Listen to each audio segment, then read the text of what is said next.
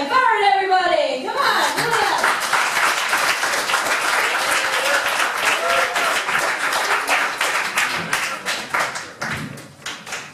Hello. How you guys doing?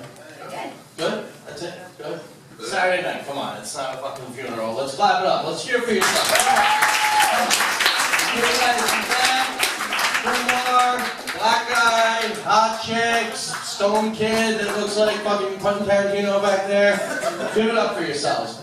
Listen, Steve's too cheap to afford a PA system for me to walk out to music, so if I sang something, would you guys sing with me? Yes. Yes? All right, thank you. Do you guys know NWA? Yeah? So can I get a, hey, we want some pussy! Hey, we want some pussy! Now let me hear you say, hey, we want some pussy! Hey, we want some pussy! That's fucking right, New York. I love you. Clap it up for yourselves again. Clap it up for all the other comments, alright? So, this is what I love about comedy. You know, you guys are wait, hold on. Where's the chick that just laughs at everything? Which one of you is that? That's you over there? You're gonna help me out because this shit's about to get dark real fast, right? This is what I love about comedy. You know what I'm saying? Like, I haven't done anything yet. You're clapping for me just to tell you to clap. You're singing. It's great. You know, I wish sex was like that. You know, like awkwardly fumbling to take off your bra, and as soon as I whip out my dick, you give me a standing ovation. You know. Hey, listen, don't knock it because that would give me more motivation to give you an orgasm versus trying to come as quick as possible and then leave when you think I'm getting a jizz rag to clean you up. This guy's definitely done that. I've definitely done that. I'm what you might call terrible. I had a fake name and backstory for God knows how many years, and then I would have to recycle different names and backstories and fake phone numbers and shit like that. And I've you know, cleaned up pretty well. And I could go on and on about my sexual exploits, but as a comic, I feel like I kill better when I tell about the failed sexual exploits. So I got a good one for you guys. You want to hear me failing? So I meet a girl. Well, it's not going to start off with me failing because I definitely still did get laid. Right along, you know? So I meet a girl at this bar called Pony Bar in the city, and we start. I didn't even say anything there. What do you like? So I meet this girl at this bar. We're talking, we're bullshit. You know, get the ball rolling, whatever. Start making it out of the club. So obviously, like I know I'm getting it. It's gonna happen, you know. So we get back to her place, you know, her parents are away, I had to drive to Queens to go meet up with her. And we're 69 on the couch, and let's just fast forward, we fucked. Obviously, she's in the bedroom, we fucked, whatever.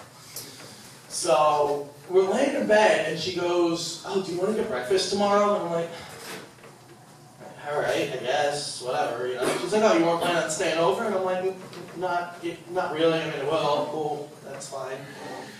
Fast forward 10 minutes later, the conversation goes to, so next week my parents have a couple comp rooms in Atlantic City. Would you want to come with me and you know, meet my parents? Right away. Like, I'm like, fuck. Shit, this has gone too far already. So I was like, yeah, no, that sounds great. I would love to do that. But, you know, I'm cold, so would you mind if I just, you know, ran into the other room and grabbed my pants, you know? Ran out the door, like light speed, like Looney Tune, like smoke outline, like there was me still there, but I was in the car, going through the hollow. And so I get out of the tunnel, and I have a couple missed calls and a couple text messages from my friend. So I call him, and he was like, dude, you fucked up. I was like, what? What did I do? And he's like, you gave some girl my number tonight, right? And I was like, yeah. And he goes, yeah, you left your fucking wallet at her house.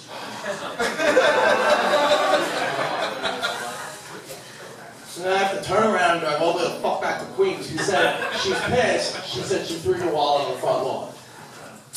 So I get back, I'm driving an old-ass 88 Buick Century with like half a muffler on it, so I park it like 3 blocks away so she can't hear it. And I go and I run and I grab my wallet, and this bitch dumps a gallon of water on me out of the second story of her house. Now let me clarify something. She did not dump a gallon of liquid onto me. She threw a gallon of water out of the second story and hit me directly in the head. To which my head hit the bench in front of her house and I got knocked out. an ice pack on my head, and her going, "Are you okay?" And I'm like, "Shit, has anyone seen the movie Misery?"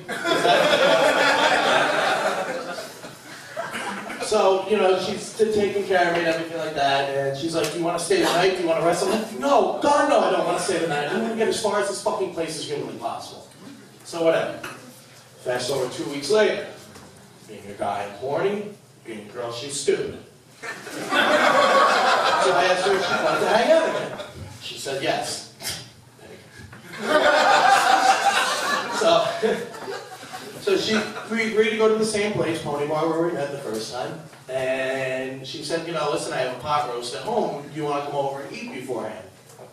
This is great. I might get laid before I even go out with this girl. I might even hustle a few drinks out of her, you know? So I go to her house and her fucking family is there. Her goddamn parents are there. So I wind up having fucking dinner with this girl's parents. This bar slag that I just fucked 2 weeks ago and almost got killed by. Eating dinner with her fucking parents, you know? So halfway through dinner, I have to shit. So, you know, go to the bathroom, whatever, flush, and we all have had this moment in our lives. This has happened to everybody, don't even try to say it's right. Where the water just doesn't even sound like it's going down right. You're like, oh, no. So you get up and you turn around, and it's going, but it's not going like, it's going like, and you just stare at it like, just go down, just go down, just go down. Stop. Fuck! So you sit and you collect your thoughts a little bit, and you're like, what am I going to do? You're looking to see maybe there's a plunger. God never helps you out in that situation, and that is why I am agnostic, because God has never helped me in this situation. I've never backed up a toilet with a plunger being within 100 blocks. So we all come to that crossroad. What are we going to do here? How are we going to take care of this? And we all make the same decision, but it never fucking works. And then it starts coming back up. And I'm like, shit! Oh, God damn it, it always happens. Why did I do that? How am I going to take before I know to not fucking flush it the second time? So I clogged up the toilet again, and now there is feces and toilet paper all over this girl's bathroom. And I'm like, well, I'm out of here. Like, clearly I'm out of here. There was a window. I'm crazy. So I decided, bam, get the fuck out, you know? So I jumped out of a second story window, but I had one of those fancy little Carolina keychain thingies, and it got stuck on the gutter. I didn't. I hit the ground running without my keys because they were in this girl's gutter. So I then had to ring the doorbell and explain to her father why I at her front door when I went upstairs to take a shit half an hour ago. It was actually pretty cool. No, so I have done terrible things. The one thing I've always been good for, though, is I will always pay for your abortion. I am. Ooh. I remember the first time I had to pay for an abortion. I mean, that's like your first home run or your first like straight A report card. Like, it's just something you don't forget. So I knocked this chick up, and she's dumb and wanted to keep it. So we rock, paper, scissors for it, as you make most important decisions in your life. And I won, but I really won in 3 ways that day, because I got to take away a woman's right to choose. I got to kill a baby. And I want to give a rock, paper, scissors. I mean,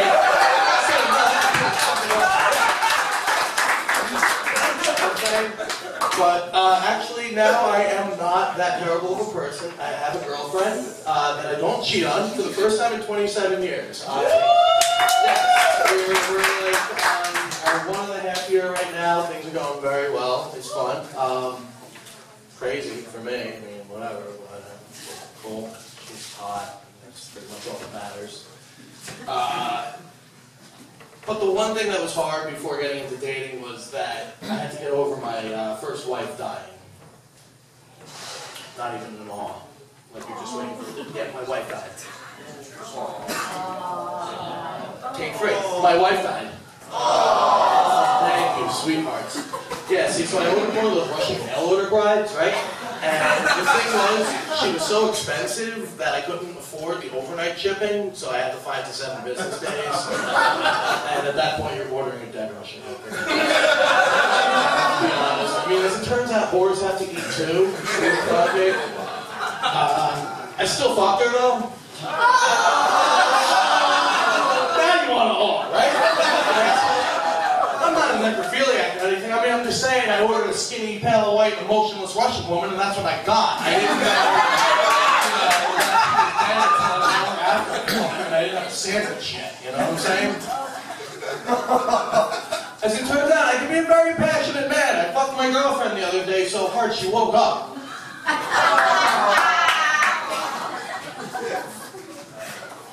Harsh.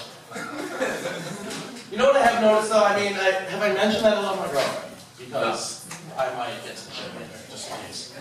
You know what I have noticed though, you know, between men and women, what's fucked up is, have you ever seen a depression commercial for depression medication that's had a man in it? Ever? It's always a woman. Always a fucking woman. Because a guy has a bad day, he jerks off, he eats a fucking steak, drinks a 6-pack, and calls it a goddamn day. You know what I'm saying? I've actually seen a guy cut the tip of his finger off with a pallet wrapping machine and refuse to go to the hospital. Conversely, I have seen a girl cry over a Twilight movie. There's a fucking big difference. And I remember there was a billboard in the New York City subway system for a while. This doesn't seem like a very New York City-ish crowd, so you might not be familiar with the subway, but there was a billboard that said you wouldn't just say, oh, it's just cancer. Why would you say it's just depression? Oh, let me say, because cancer fucking kills you. And depression makes everybody else want to kill you. Because really, how are you gonna wash my clothes and cook for me and change my kids' diapers when you're on the fucking couch all day? I'm almost done with women, guys, I'm sorry. Like, this one just isn't happy. She's smiling. Like, I was gonna make fun of you, but you smiled at me, so you're good now. Jack the Asian guy. Guys have a bucket list, though, on shit they want to do with chicks before they die, and mine, that I haven't accomplished yet, is I want to fuck a blind chick. I want to fuck a blind chick. A, their senses are heightened, they're like dogs. Well, most women are like dogs, but especially the blind.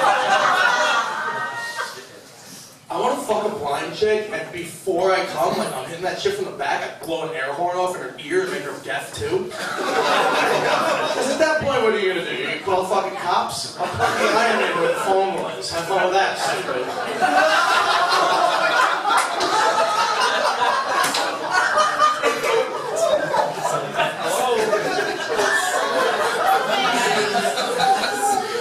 So we're in like a miniature holiday season right now. Like last week we had St. Patrick's Day. That's pretty cool, you know? It's like the Puerto Rican Day Parade for white people, for the most part, except all the sex is consensual.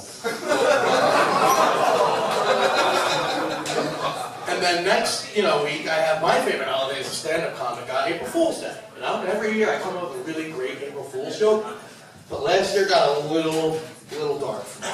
And you guys seem cool, all pretty good-looking, nice people. You're laughing at my shit, even though it's awful, and you'll probably be smited by the end of the week for laughing at it, but I'll tell you about my April Fool's Day last year. So, I bought my dad Yankees tickets so he wouldn't come home from work.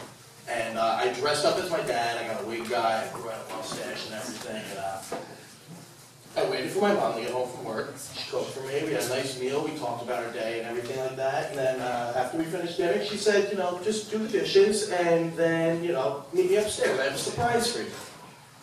So at this point, a surprise for my mom is like a puppy or like candy, some money, tooth fairy, something, So I get upstairs for my surprise. Hey, my mom's naked, all right? Let's just cut to the chase. My mom is laying spread eagle naked on the bed, just ready for my dad to enter her. I'm like, oh, I've gone too far. This isn't good. I am a true prankster, so I fucked my mom. I did. I fucked my mom. I did everything I had to do, and then Right as I was about to come, I just turned her around, blasted one off in her face, and then ripped off my costume, and I went, haha, April Fools, it was me the whole time. And then she ripped off her costume, and it was my dad. And he goes, April Fools, you're a costume.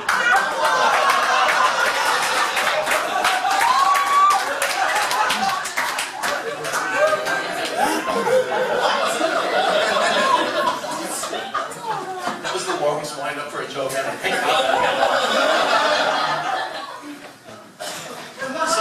So outside of here, I'm a server, bartender server. You know, any other bartender servers in here at all? Boys? I'm looking right at you. I work with you. You know, fucking asshole. Like, you have one job.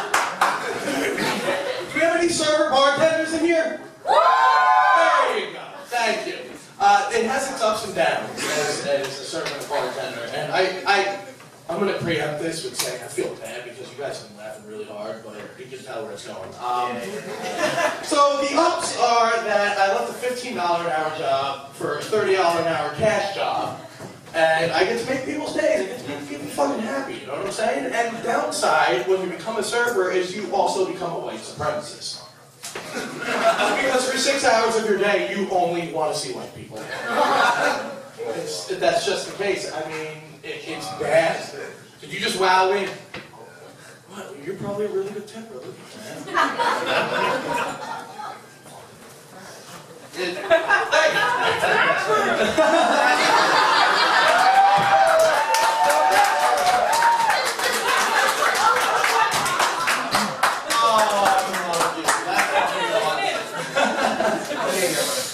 That is something that, like, nothing is funnier than when you work with a black guy and he's watching the host walk a black table across the restaurant and he's like, don't do it.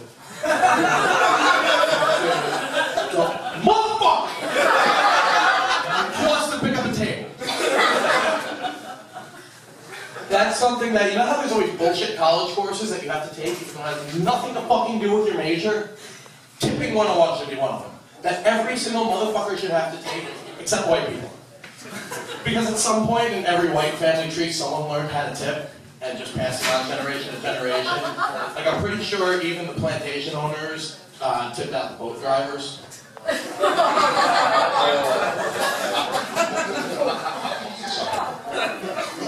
But I mean, I'm good at my job, now you're laughing, right? Kick the guy's ass, don't get mine. I'm just doing my job. But no, like, I do my job, you know, I suck it up, you know, I kiss ass at work. I'll even hit on fat chicks. I mean, even though I have to, you know, run to the bathroom with a mouthful of vomit afterwards. Are there any fat chicks in here? Like, this is a good looking crowd. Fat chicks suck, right? Let's give a hand for hating fat chicks. Hey, fuck fat chicks. Like, I don't wear underwear. So, like, when I bartend, I don't have to wear an apron, but I'll still be able to take tables. I have purposely sported a halfie for a table of gay guys, because I have no shame. There is no moral fabric at all, whatsoever. So you guys have been a pretty good crowd. Been all right. Harry. I did lose one of my great supporters. She wasn't great, let's be honest here. My mom went to one of my shows and has never been back. I wonder why, you know? I'll tell you a funny story about my mom. After this. I have weed alcohol problem. And it's that there's only one of these in my hand. I just wish I had two hands coming out of this arm so I could have more beers. So when you're a comic, you don't know when something funny is going to hit your head, or you're going to see something funny, or like a douchebag in a trucker hat driving a fucking pink Mustang or something. Fuck, I gotta write this down, but I'm so drunk behind the wheel right now. I just driving. Fuck, shit. So I write shit on like coffee cups, and newspapers, napkins, my hand, whatever. I throw this shit all over my fucking house, and my maid, mom, one day, I'm walking through my screen porch, she's outside smoking a cigarette, and I get, hey mom, what's up? You know, nothing, of course, you know. I get this close to my door and I hear, Michael? I've heard this too many times before. What, Ma? It's like, what is this? She She holds up the napkin. That's my fucking stand-up routine. I've been looking for that for a week. Like, I'm going on stage for 2 hours. Like, why do you have that? This is your comedy routine? This is your stand-up act? Like, yeah, give it. What's wrong? She goes, Michael, what's funny about rape? And I had a joke, which I've since retired, and, you know, it involved me banging a 16-year-old consensually. So I explained that, you know, it's statutory rape, you know, and she, relieved as all hell, goes, oh, it's not rape. I was like, you're okay with that? She's like, yeah, no, I thought this was like a confession, and it was going to be like an SVU episode. I'm like, what the fuck is wrong with you? I gotta say something, guys. I'm not good with goodbyes, so fuck you guys, suck my dick. Have a good night.